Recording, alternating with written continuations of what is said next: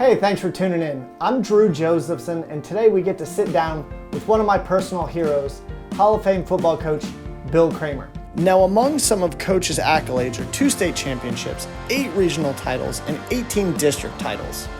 But what many people don't realize is, as successful as he was on the field, he's an even better man off the field. He just released a book, so we're going to talk about it today. Coach, how you doing? I'm good, Drew. I didn't know I was a hero. That's cool. My personal hero. Thanks, man. So you just released a book. There it is. 12 years in the making, Drew. Let's go. Lay it on us. Tell us about it. Well, it says it sums it up on the cover. True story of faith, family, and football. It details our family from 1998 to 2001. We came here in 1998. Had been in Miami for 11 years. My wife, by the way, is 8th generation Floridian. 8th, unheard of. And her family was over there, and she grew up in the Miami area. And we were compelled. We really prayed hard about it and told them no, and had a lot of reasons not to come to Naples High, but wound up coming to Naples High. And the book details that, and it really, I felt compelled to write it, and I had a couple of my mentors that were pushing me hard to write it. And the notion was that I wanted my kids to know what God did for, in, and through our family during that time period from 1998 to 2001. And then their kids to know, and so on. I think it's really important that families know the story and don't lose the legacy. My family, personally, I didn't have that. I never met my dad. When my mom left, she ran with the clothes she had on her back. I'm 10 months old. There are no baby pictures. There's no anything. And my kids are gonna have the story. And knowing that part about me, my kids know, makes this part even cooler. So, I want to encourage them, and I want them to know. And then, that makes us pretty resilient. It develops gratitude in our lives.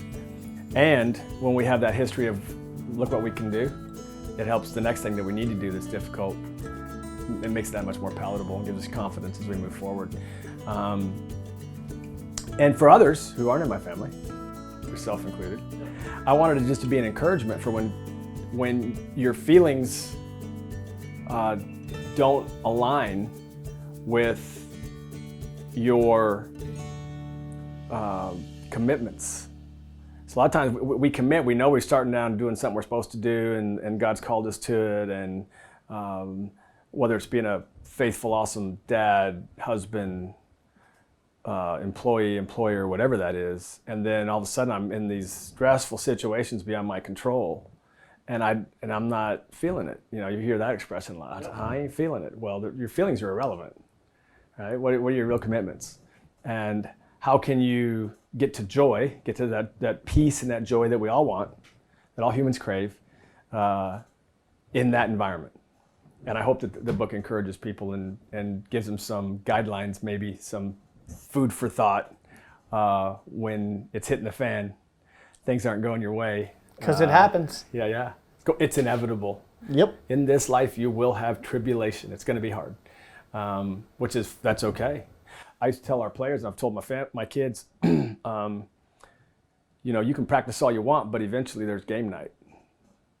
And so and everybody says, yeah, we want game night. Well, when you're in the stressful periods of life, whether it's family life, work life, it's game night. And all the other stuff was practice leading up to this. And now how are you going to respond as that dad? How are you going to respond as that husband? How are you going to respond at work? If everything was just moving along swimmingly and you're just going through the reps and practicing, then you'd never be stressed. You'd never really know what's in here. So I'm hoping the book helps people prepare for those times, and they get a laugh or two. You told me you thought it was pretty funny. There's multiple times I was laughing out loud. My wife's like, "What are you laughing at?" So that's funny. Anyways, but so let's go back. You said you had some apprehension before you came to Naples High, right? I was at the second largest school in the state. I was making a lot of money. I taught one class My last year there, we won 10 games, won the first playoff game in 17 years or something. And I had 20 returning starters. So we were going to be really good. We were part of the community, which is really important to me. And everything was going the right direction. I didn't apply for this job, get a phone call, cold call, hey, heard about you, are you interested? The answer is no. And then the more I dug into it though, because I had friends that wanted to be head coaches in Florida that were out of state. And I was gonna help one of them get down to Florida was my notion. Even though it's a really crappy job, it's a foot in the door. Yeah. And I didn't need the crappy job. And, but the Lord wouldn't let us alone. Like we told him no, and it was a big pay cut. And so I was like, I don't want to take a pay cut. Let me, and actually moving from Miami to Naples was already starting to become very expensive. So the cost of living here was much higher, and the pay was much lower, and it didn't make sense. The facilities were horrible. It was nothing like what you see here. And they were just bad anyway. By any measure, it was a terrible job. But you ultimately took the job, so what happened? What happened was God didn't leave me alone. I had no peace. We talked about that already. Everybody wants that peace. And Sue also had no peace. And so Mama's not happy. And that was a big deal because we were there with her family. I mean, they're very close. Her friends, everybody she's grown up with. We're going to the same church that she went to since kindergarten. I mean, you guys were rooted. Were very rooted and connected, yeah, and successful. And so for her to feel, God's prompting, hey, look, you're gonna have to go someplace where you know no one. I mean, it was just bad. There was going to be no health care from whenever we took the job, which was February or whatever, until the following January 1. That's how Collier County worked back then. Was you got health care January 1, regardless of when you started. And it's like, this is crazy. We had a newborn. 97 you're it's 98. About? Yeah. Okay. So it was 98. It was January, February of 98 when I think I got called right. Well, it was right when National Convention was starting, so it would have been the first or second week of January. And so anyway, told them no. They were going to try to negotiate some sort of salary increase, whatever. The other thing was I had to teach a full, I came as a guidance counselor. And the load was supposed to be lower than, makes sense, you have time to do the football part. Didn't work out that way. It's in the book, but not the case. So anyway, there was really nothing, the carrot was, not that I needed one. The fact is we had no peace, and the only peace was so after several weeks, more than a month of saying no, when they're, hey, come on. We can't pay you anything, but come on. But we'll get you some, if you need stuff, we'll get you some. Promise us. Yeah. We finally said, look, we're coming, and we're doing it because the Lord's calling us. That's why. There's not another reason. So when you ultimately accepted the job, you wanted to do something more than just winning. It wasn't, well, no, we got to win. I mean, I've never said the scoreboard isn't important, but it's just not the most important thing. It'll get you fired. I mean, it's right. And it doesn't matter whether it's NFL, college, or high school. They had 5 head coaches in 9 years before me here at Naples. Those guys had to relocate, and then they had to go find another job. I mean, so that's real. I didn't want to be the 6th guy in 11 years or whatever. And the notion that it's just high school football, in my view, it's more important if it's high school football because you're dealing with young people that are very impressionable. And so we said from the get-go, we said, look, our relationship with our players, each other, the coaches and the coaches, the coaches and the players, and the coaches with their creator is going to be more important than that scoreboard. So whatever the score is on Friday night is irrelevant. What really matters is our relationships. And I want to build guys that are men for others, that are servant leaders, that are taking the focus off themselves. Humans tend to, especially nowadays, everybody self-monitors constant. How do I feel? What do I think? You don't post Am I selfies on thirsty? Instagram? Yeah, look at me, here's where I am, here's what I'm doing, here's what I'm eating. It's just absurd, right? Like you're the center of the universe. And then it gives this false impression to everybody else that that you're living that life, when in reality you're just like everybody else. Well, if we're servant leaders, then two things are happening simultaneously. One, I'm trying to get as much in my toolbox as I can to help others. I don't care if it's learning a foreign language, learning how to use QuickBooks. It doesn't even matter. I'm just trying to accumulate my tools in my toolbox so that person that needs help, I can extend myself and help them. And it's as simple as when we're running out here, we're running sprints and it's hot and you're miserable. And Jamie Lamont was one of our coaches back then. And Jamie started our very first day and then we all echoed his sentiment, which was take the focus off yourself. Go to a teammate that you can see is struggling and go encourage him. Well, I can't feel sorry for me and my plight if I'm encouraging somebody else. So if I'm in this, if that's how I live my life of encouraging others, being, I call it contagious, enthusiastic energy. If you're that guy, then your situation is always better than it might have been otherwise, than your feelings might lead you to believe. And we talk about not paying attention to our feelings. I tell the guys, feelings have a second grade education, right? We don't listen to second graders. What really matters is our core values. What are your core values? What are you committed to? Are you committed to being a great husband and a great father? Well, then let's train for that. Are you committed to your future? Ask any of these guys, I used to make them write an essay every semester. It's called About Me, and we'd always have to ask, goals, or short-term and long-term goals, and how we're gonna get there. And they'd have these goals, and I'd be like, that's awesome. That's where you see yourself. Well, what are you doing to get there, right? And so we would try to give them the tools that we worked hard at that to reach the goals that they had.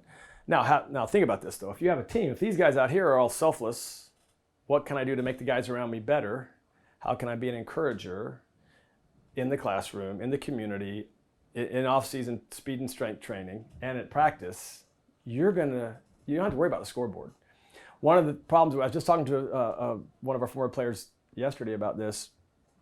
We really weren't paying attention to the scoreboard. We were looking for excellence. I don't care if I'm the third string guy or the first string guy or whatever, right? It's excellence. It's my very best effort on this play, and then that one's done. Now this play, we don't talk about winning this play, win this play, win this play. Well, pretty soon we're successful and we're smoking teams, and then now we're bad guys because we're scoring a whole bunch of points. And we didn't think about the scoreboard when we were getting beat by 30. So we ain't thinking about it when we're winning by 60 either. You just focus on improvement, right? Continuous improvement, being the very best that you can be. And you only have to improve this much today. The cumulative effect of this much by the end of a football season, or by the end of a high school career, or by the end of 10 years in an organization is remarkable. But it's that daily commitment to excellence, to being this much better, that we lose sight of. Well, it's also bringing the energy when you don't feel like it. So why don't you tell us about how you started practice every day? So every day was great day today. It's the title of the book, and I don't want to blow the microphones here, but I'd come out and hoop and holler, it's a great day today, and just, do that thing. And there's plenty of times we didn't feel like it, and that you'll see in the book, it's some really difficult times. But if that's our core commitment, right? If we're going to be enthusiastic and infectious, then it's a great day today. And really the only two things we can control is our personal effort and our attitude. That's really all that we can control, whatever's going on around us. And so I had to model that, and I was modeling it for the guys. What's funny is I'd get busy, maybe media was at practice or recruiters, whatever, and somebody's talking to me, and I'm trying to take attendance and all that at the beginning of practice. And our guys would fuss at me, hey coach, is it a great day or what? Like that became it's part habit, of the yes. process, it's routine. Yes, it became part of the routine. And if I'm not hollering it, there's a problem, boy, and they would let me know. So that's kind of a cool part of the legacy, I think. And I've had a whole bunch of players, especially since the book came out, tell me that they hear it in their head all the time. Like they hear that great day today all the time, which is good, It's way better than some other stuff you could remember and you don't want to repeat. Well, and I remember that to me is a reminder of that's the kind of energy and positive attitude I had. I need to bring every day to lead our organization. But like you said, on the family aspect, right? You go home, you're tired. You had a long day. Similar to you, yeah. I got a wife and 4 girls at home. That's right. So I got to bring, it's a great day today, I got to bring that energy. And that happened, I detail that in the book, how I pull it up to the house, and all I want to do, like I'm done, I'm spent, I got nothing. And I'm not saying that I heard God's voice, but the Lord impressed upon me, hey, what if your players or coaches were going to practice the way that you're about to walk in the house? And the answer was I'd send them home. They'd either get right or just go on home. And so, you know, the Bible says you have not because you ask not. So we need to pray for the things that we want in our life. Or if you ask, you're asking amiss. So you're asking, like, I'm not sure the Lord wants me to have a Lamborghini. So I need to say, hey, Lord, I have a Lambo. But I know this, he wants me to be a great husband and father. I know that. And so I sat there in my car and I prayed. I'm like, Lord, I am gassed. I'm done. I don't want to help with a bath or whatever's going on right now. I don't want to clean the kitchen. I don't want to do any of that. So I knew, I sat there in my car and I just prayed. I'm like, Lord, I know this. I have not because I asked not. So I'm asking you to give me the strength, the energy to be the dad you want me to be when I walk in that door. And I have prayed that prayer countless times, and it has always been answered, and I've always had whatever energy it took. Now, by the time I hit that pillow, I'm done. Done. But so when I go home, it's not great day to day. It's hiya, babies, and I would yell that. They would all come running, and we still do that. Because this is what you said, it's core value, right? So I'm great at work and I'm a slouch at home. Public success, private failure, right? Not good. Yeah. Very, very common too. Yep. So you get the call, you come over to Naples High, you build the staff with men that are aligned with you on the bigger vision. Talk about 1998, your first year. First year was a rough one. I'm going to leave a lot of that for the book for obvious reasons. The one thing that stands out to me, it is in the book as well, but the seniors every year would do a t-shirt. And in 1998, David Letterman's show was a big deal. And he would do his top 10 list for whatever, something silly, top 10 reasons to not eat McDonald's, who knows, whatever. And in this case, it was top 10 reasons it's great to be a Golden Eagle. And one of those reasons was we finally have a winning football team. Well, the fact is we were 3-7. But that wasn't the vibe on the campus. The campus saw us as a winning football team because the guys were beginning to carry themselves that way. And that contagious, enthusiastic energy, right? So that sticks out to me about 1998. A lot of it is, I kept a prayer journal, and so I referred to that when 12 years ago when I started this. I was still referring back then. And then, of course, interviewed the coaches and asked for their favorite memory stories, that sort of thing. Most of it was just, we worked like it was, and my wife knew when we came here. We said the first 2 years are going to be brutal. We knew it. We had to, it talks about how we moved we bought the house that we live in, which is, a 6-iron from our softball field. You might have had some permitting issues along the way. Oh, there's a lot of stuff going on with that. But 98 was a blur, brutal. 99 wasn't much better. And then by 2000, I really feel like we start to get traction. And the staff is intact and knows each other well enough and trusts each other enough that we're starting to really see fruit. Now, we saw fruit in 98 as well. We knew we were going the right direction. That was certainly a time when your feelings, can't pay attention to your feelings, man. And so by 99, 2000, everybody has a place to live. We have jobs. We are making improvements in the physical plant. The team is buying in and really cares about each other. And we knew while we had no business winning the football games we won, we all knew we could win those games. And so for the community, it was a big deal. It became this, and the media, back then the media was very different than it is now. There wasn't social media, there were the networks, there wasn't the internet.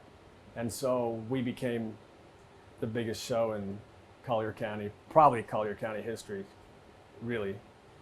When they were interviewing, Coach Dollar and I used the same barber, and by 2001, they're interviewing our barber live on the news. That's how stupid it got. So 2000, make the playoffs? 99 make the playoffs. 2000 make the playoffs. get beat both times, but we're making drastic improvements and know that it's fixable and what we can do to fix it. That's really important. And we do those things. And 2001, we go on a run. You want to talk a little bit about that run? Well, every week is you're in a game you shouldn't win. If you just lined the guys up on the 50 and somebody else picked the teams, they probably wouldn't pick a lot of our guys. We did have some phenomenal players though, and everybody, the synergy was incredible.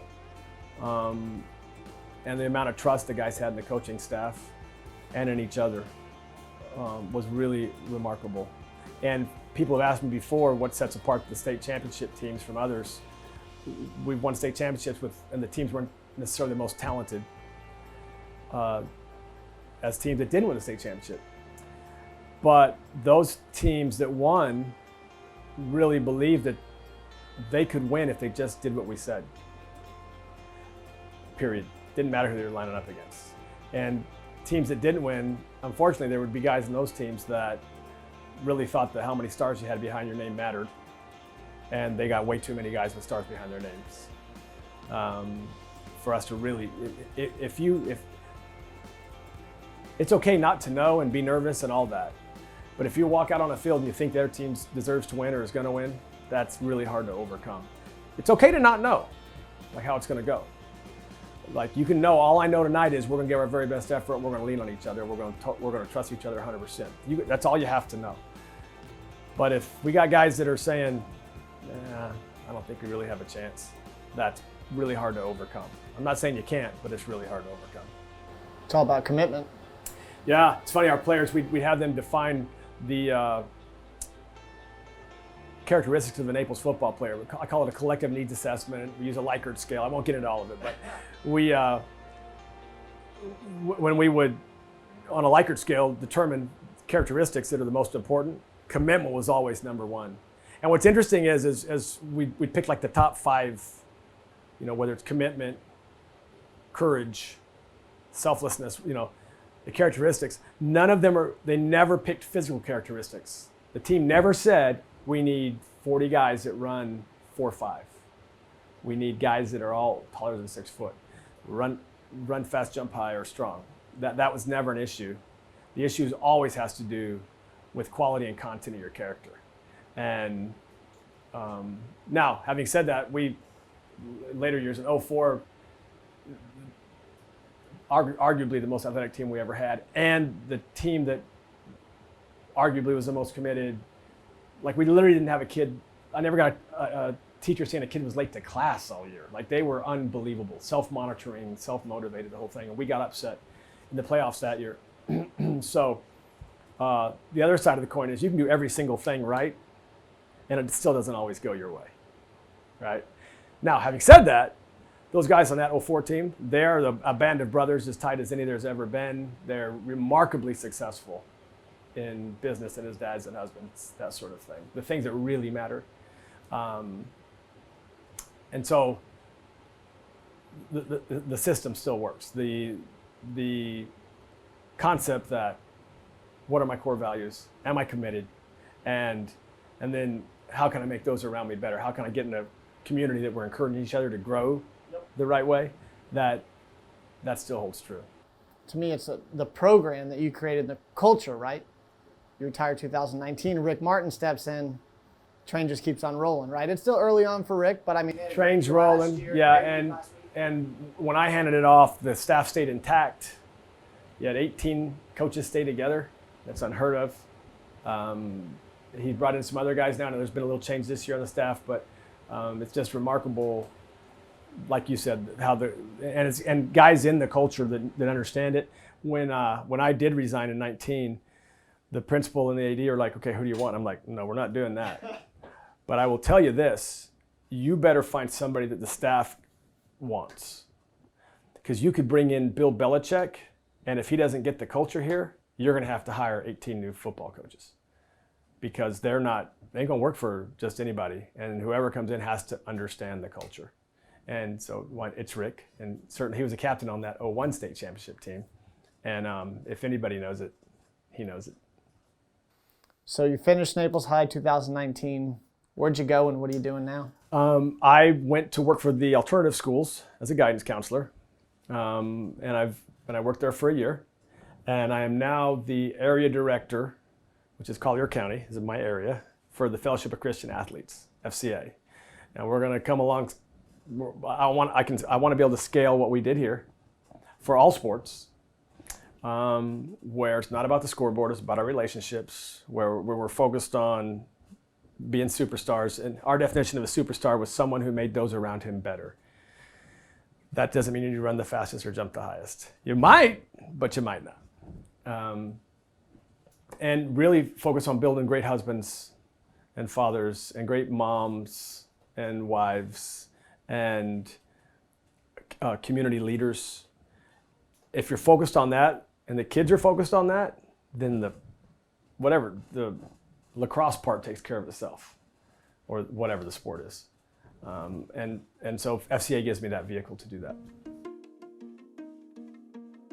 So we're going to talk about mission. We're going to have to talk about, there's got to be a faith aspect to it, right? I believe there's a creator, I believe in God, and that God has a plan for everybody's life. I don't know how anyone that doesn't believe that functions. I know there's plenty of people who do. Don't know if they're happy, not happy, or whatever, but I don't know. I could not cope with life and all that it entails if I did not have a daily walk with my Creator. So any young person, that's the first answer for me, for any of it. And I would, if you believe in God, you believe that He should be the center of the universe. If you don't believe in God, then my assumption is you're the center of your universe, which is rough for the rest of us because you're going to expect us to treat you accordingly. So therein lies the first problem. You're never going to be treated like you think you deserve if you're the center of the universe. So we got to sort that part out first. Once we've sorted that part out, now we can talk about the mission you're on in your life. Now we can talk about the talents that you have and the tools you need in your toolbox. Because I'm going to use the talents to gather more tools to help myself be a fountain. In life, you're going to meet fountains and drains. People that are drains that are going to tell you, don't listen to him. You don't know what he's talking about. He's a nut, or it doesn't matter, right? Then there's going to be fountains. Fountains are those that encourage you, that give you life. Think about if you're like at football practice, when they bring the water bottles, it's those student trainers, you are a godsend. We love you, right? And you can be that to everybody you come in contact with, because you're speaking life into them. You're encouraging them. You're helping them get the tools they need for survival when it's hard. The negative Nellies, the drains that tell you why you can't and how you're not good enough and what's wrong with you. Run. And all the things that are hard and bad and wrong with the world and wrong with your life. And all they talk about is the weeds in the garden. They're the drains. And we get to choose if we want to be a fountain or a drain. And so I'm choosing a fountain, and I want to teach others how to be fountains, and people will be drawn to the fountains. Now, drains have a purpose. We flush the toilet, goes down the drain. Drains are necessary, so those folks need to exist. We'll be able to tell who the fountains are by contrast. And so to a young person, I would say, there's time, and today's important, okay? So what are you training for? We're all training for something every day. If you want to sit on the couch and eat high carbs all day, you're training to be a sumo wrestler. That's what you're going to wind up physically like. If you're playing video games all day or on social media and or whatever it is you're occupying your time with, that's what you're training for the rest of your life. And so we might need to start training for some stuff that will really help you be the fountain you want to be and be around fountains and be the mom or dad, husband, wife that God intends for you to be. And once you just start being intentional about that journey, it's amazing how your life changes. It's amazing how all of a sudden you have the steering wheel in your hands and you're driving it. There's so many young people that get in the vehicle that is their life and they start that vehicle and push the gas, and they don't touch the wheel. That's not even kids, that's adults, It's right? adults You're too. going through the motion, right? Are you Yeah, intentional and deliberate with what you're doing? Exactly. They're whatever that car bumps into, kind of like ants bumping into whatever they bump into as they do whatever they do. So I don't want to be an ant. I want to drive the vehicle, and we can all do that. And it doesn't matter where you're from. It doesn't matter what you look like. None of all of that. The only relevance to any of that is what tools does that give you. And sometimes I learned some of the most important coaching lessons from the worst coaches I had. I learned a lot about how not to be a dad from my stepdad, what a husband doesn't look like, from my real father, even though I never met him. And so, whatever your situation, you can use that to prepare for down the road, for tomorrow and for beyond. And then your situation may be horrible, and we can use that to start, I'm going to be the fountain, not the drain. So that I hope that encourages young folks. In my experience, it always has. Now, you may have to give up some habits that are rotten, that you developed because you invested in some appetites you shouldn't have. But that's a small price to pay to get where you want to go. So what I'm hearing is it's ultimately about attitude and effort. Attitude and effort, the two things we can control. So I do have one thing that I'm not sure is accurate about the book. Okay, hit it. Here we go. You said you have how many daughters? 4. 4. I have 4 daughters. Sound familiar? You said you were in a drama-free home. I'm not sure that's possible. I'm telling you. Drama-free. let me speak to that too. When they're tiny, they're little bitty. If there was any attitude, drama, whatever, about it, whatever, I don't want that toy, or I want that, or whatever happens, little kids. I would tell them, go to your room. You go get yourself together. And when you got yourself together, we can talk about it. And that may take, I don't know how long it's going to take. But as long as you're pitching a fit or whatever it is, you're going to go do that in that little room that you all share, or the bathroom, or where you're going to. What age? Can I try this with Madeline, my 5-year-old? I started 2, tiny, when they were tiny. You got to catch up, Chanel. Yeah, when they were tiny, go get yourself together. We're not having a conversation. There's nothing productive going to happen right here. You go get yourself together, and then we'll figure it out after yourself together. And by the time they were done pitching whatever fit, then it was done. Really, rarely was there anything to talk about. Be like, you good? Yeah. All right, let's have dinner. Yeah, there's no drama in my house. Smooth sailing. Good.